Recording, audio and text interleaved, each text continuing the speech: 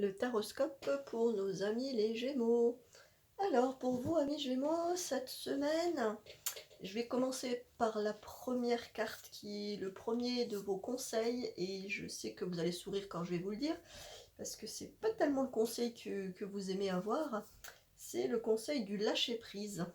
Et oui, lâcher prise, qu'est-ce que ça signifie? Ça signifie que pour cette semaine, on vous demande un petit peu de paix dans votre mental. On vous demande de faire un petit peu le vide au niveau de votre cerveau qui cogite beaucoup, qui analyse beaucoup, qui travaille beaucoup, qui se pose beaucoup de questions.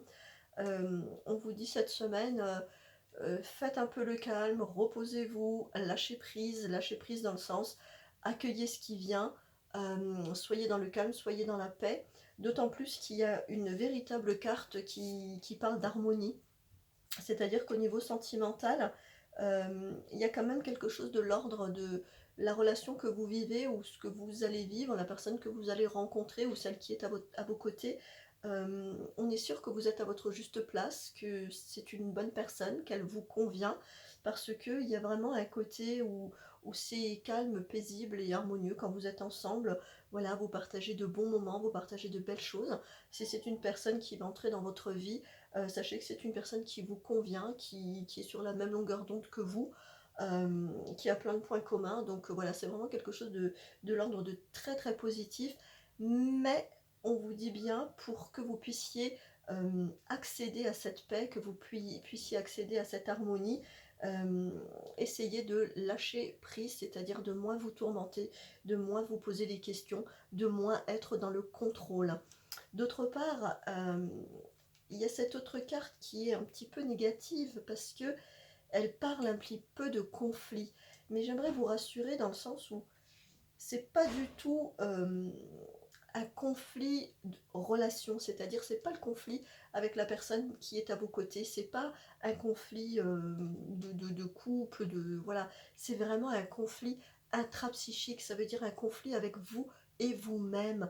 Euh, vous contrôlez trop, vous vous cachez la vérité, vous n'allez pas voir au fond de vous-même, euh, vous êtes en retrait, vous êtes parfois dans le déni, vous faites semblant, enfin voilà, il y a vraiment beaucoup de choses sur lesquelles euh, vous n'osez pas regarder la vérité en face, vous n'osez peut-être pas vous regarder vous-même forcément en face.